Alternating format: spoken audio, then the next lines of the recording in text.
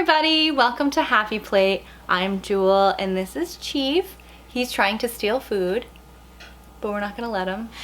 As per usual, my sister prepared this lovely meal for us.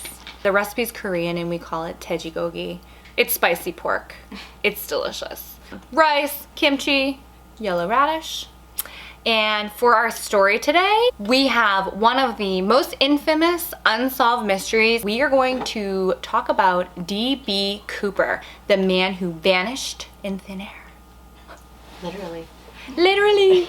We'll do first bites like always, and we'll jump into We'll jump into the story of D.B. Cooper.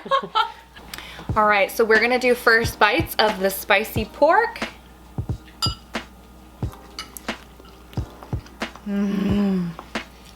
It's really good. So we pair it with some white rice.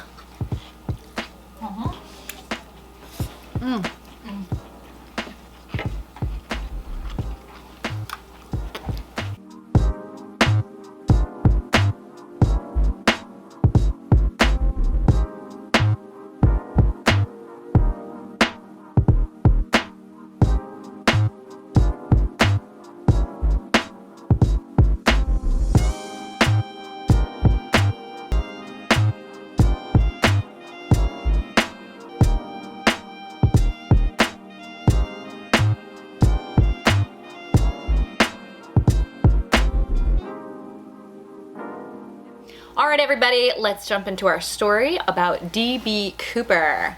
So it's November 24th, 1971. It was actually Thanksgiving Eve. And a man named Dan Cooper walks up to the Northwest Orient Airlines counter and he purchases a one-way ticket for flight 305 that was Seattle bound. So it was just going from Portland to Seattle. It's like a 30-minute flight. So Dan Cooper is said to be a fairly quiet man. He was like in his mid-40s. He wore just a plain business suit with a pressed white shirt, a black tie with a pretty little mother of pearl tie pin. He carried a briefcase. Dan Cooper boards his flight. He takes his seat and he calls a flight attendant over and he orders a bourbon. He lights up a cigarette because you could do that back in the 70s on the airplanes. He drinks his drink, smokes a cigarette, and they take off. Not too long into the flight, he calls over another flight attendant and he slips her a little note. And she kind of disregarded it at first and he says, "You better read my note." So she opens his note and looks at it and it says, "I have a bomb, sit down next to me." So she looks at him and he opens up his briefcase.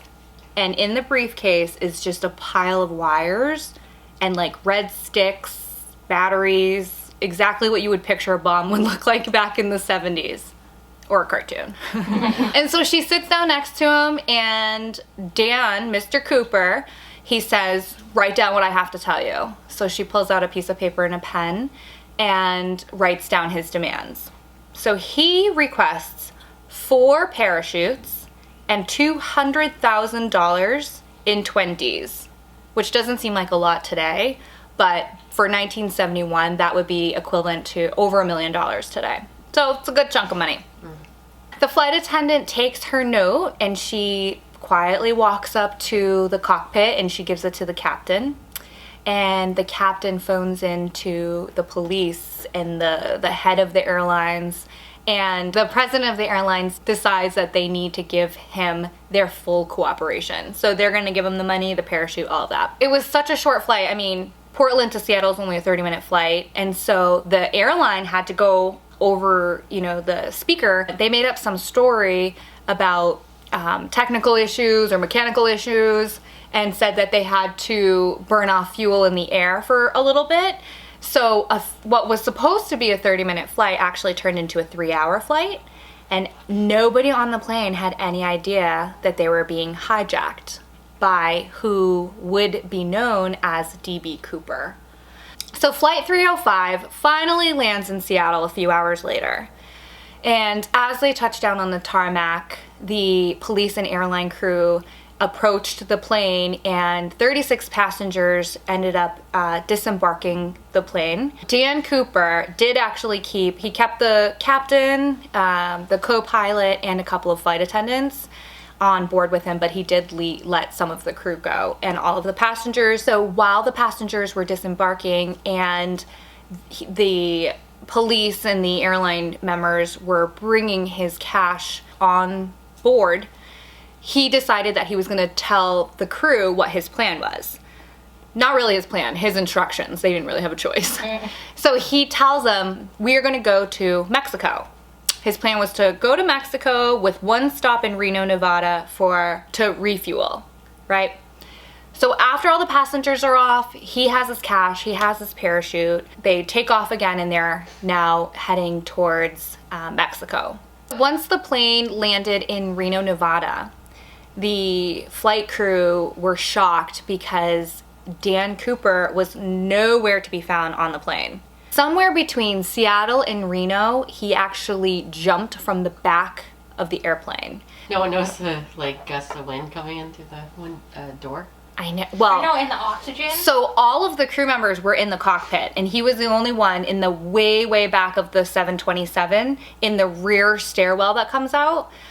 He did end up opening the doors and lowering the stairs, and he jumped out and used one of the parachutes, and the only thing he left behind was actually that black tie with the mother of pearl clip on it.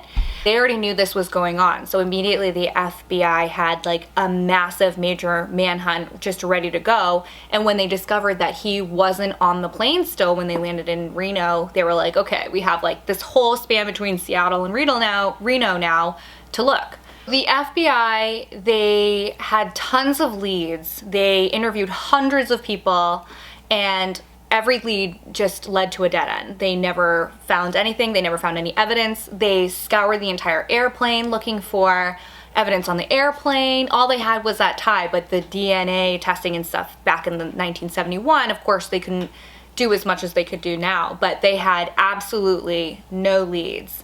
And in the first 5 years, they had considered 800 suspects, and only a handful of them really led to anything significant. And even those were excluded. So they were just at a dead end for years and years. He used the fake name Dan Cooper to buy his ticket, and somewhere along the line, someone in the press actually misheard the name and referred to him as DB Cooper, and that's what stuck. So that's why everyone knows him as DB Cooper now. Not a lot happened. The case remained open for a really long time, and as we know, or as anybody knows who follows true crime, the longer you go without leads or without any breakthroughs, the less likely you are to solve the mystery. Again. Make it warm again. Yeah. So nothing happened until 1980. This 8-year-old boy, he found $5,800 in $20 bills, just kind of ripped up and buried in the mud along the banks of the Columbia River in Washington. How much was it? $5,800. Wow. Did he get to keep it? Actually, you know what? After a certain amount of time, he got to keep part of it. It was about half. And, he was a kid. And then years later, I want to say 2006, 2008 maybe, he ended up selling a small portion of it at auction, and he made over 30 grand. He sold The serial numbers actually matched the ransom money, so now we know that it was somewhere in the Northwest. This was Vancouver, Washington, so it was definitely still up there. He wasn't on the plane for very long. Yeah, immediately. Yeah, so the big mystery is if he did jump. I mean, this was a 727 too. It wasn't a little hopper plane. He was, way up there on a commercial jet. So if he jumped, how did he survive it? It was late at night, the winds, the pressure, and there's no evidence that shows that he was an experienced jumper either. So many people thought that he probably died. The parachutes that he used were unable to steer. So you're just floating wherever. Yeah, and it's dark, and you're in the Northwest, so who knows? That's really risky. Lots of woods, lots of cliffs. Exactly. Mountains, yeah. And a lot of people thought well, maybe this man was experienced in jumping or diving. And then that was actually debunked by experts because they said that any professional jumper or any experienced jumper would never jump in the conditions that he did. Unless they're desperate. Yeah, I guess so. This was exciting because they had gone all this time without anything, and now all of a sudden, like, we found the money. What else can we find? Like, let's look for clothes or parts of the parachute or whatever. So people are like hand digging along the river now. And so they start this all back up, and everyone's like, all right, let's find some more evidence. So they continue the dig, and they find nothing. They find absolutely nothing. Nothing. Not even a body or anything has ever been found. No body. There's no evidence that he died, but there's no evidence that he lived. Yeah. Not even a parachute, right? No parachute. Do people usually go like hiking around there? Or, like, oh, yes. In the meantime, D.B. Cooper became like a really major pop culture artifact, or like a pop culture icon. So after the break in the case with the boy finding the money, and they revisited the Columbia River and they were trying to dig and find more, the case eventually did go cold again. So years and years went by, and eventually the FBI did finally close the case in 2016. The Bureau announced that they would be ending one of their longest and most exhaustive cases in history. All right, let's eat some more. You guys are done.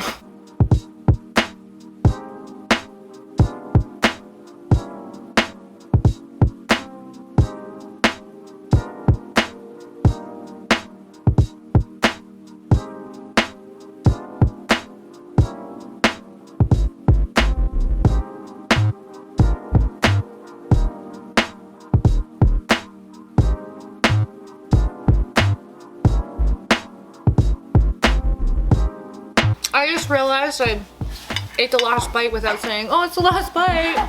It was that good. Well, we have desserts. So even though the FBI closed this case in 2016, people still go crazy about it. So people still go to the river and they'll go with their shovels and they dig up. Like, civilians are investigating this case. There's this one man, his name is Eric Eulis. He actually first got interested in this case when he was a child, like in the 70s. He was a kid. He was really into aviation. That's how he was first introduced to it. And then as he got older, he got more into like the details and the investigative side. And actually just last summer, he led a dig at the Columbia River, like alongside where the money was found. They didn't find anything, and actually supposedly he had another dig scheduled for January, so this past January, so I don't know if they did it or not. I haven't found any details about that, but he is 100% convinced that D.B. Cooper is definitely still alive, and he's convinced that that he's going to surface, that people are going to find out who he is in the next few years or so. He said, like, a full-grown man, and he was like in his 40s, yeah. And it was in the 70s, right? Yeah, 71. He would just be a really old man. Like, yeah, he'd be an old man. Robin Plains. Hey, you never know. Oh, he's hoping that the tie is going to come back into the picture and that they'll do further testing on the tie. I don't know why they haven't yet. Well, probably because the case is closed. But if he's still alive, he's definitely lived a very long life, right?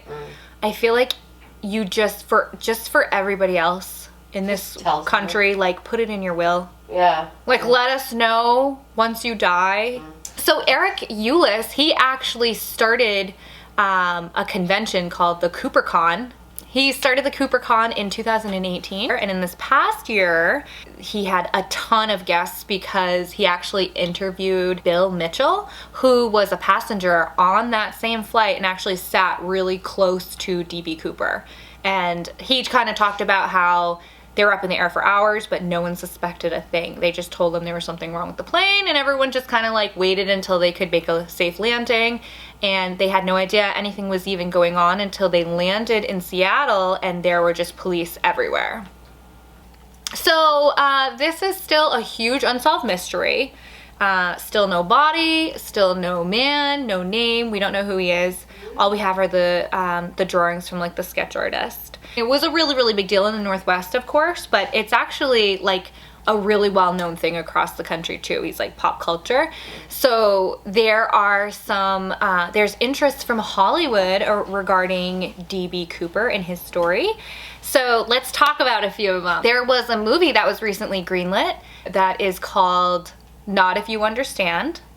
And this movie is going to actually follow the flight attendant who was on board with him, Tina Mucklow, and the character Dale Bartholomew Cooper from Twin Peaks is actually supposed to be the D.B. Cooper. Weird. Yeah. And, you know, here's a good one. So Loki, the TV show on Disney Plus, in the very first episode, they show D.B. Cooper on the plane. It's like a flashback to 1971, and it turns out it was Loki, and he like lost. I suppose we'll find out, won't we?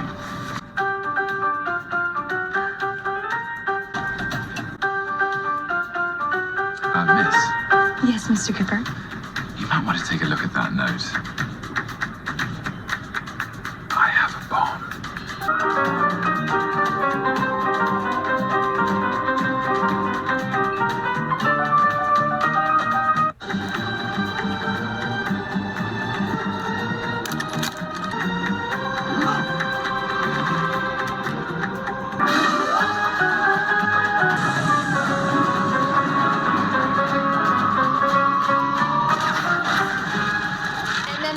One was, do you remember the movie Without a Paddle with like Seth Green and Dak Shepard? Yeah, I haven't seen it though. But the whole basis of that story, the reason why they go on that adventure on the river, is because they're going to look for D.B. Cooper's lost money.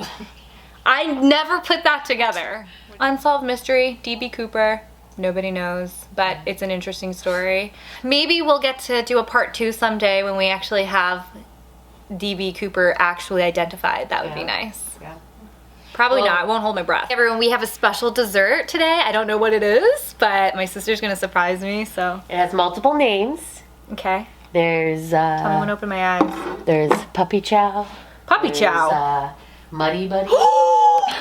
Monkey Munch. I love Money Buddies. This bowl will literally be gone in like 5 minutes. I would eat. A little. I love when there's like multiple chunks stuck together, like multiple pieces. Correct me if I'm wrong, but I've never made it. I've only just eaten it when she makes it. It's like Chex with peanut butter and chocolate, and then powdered sugar And butter. Butter. and lots of butter. And a little bit of vanilla. Just mix it in a bowl and shake it in a bag. All right, my friends. Let's wrap this up because I'm gonna eat the rest of this before it's gone. So we made another happy plate today. Success. If you liked our story today about D.B. Cooper, the man who disappeared in thin air, then give us a like. And why don't you just go ahead and subscribe to our channel as well so I can tell you another fun story next week while we eat some more delicious food. Until next time, bye. Bye.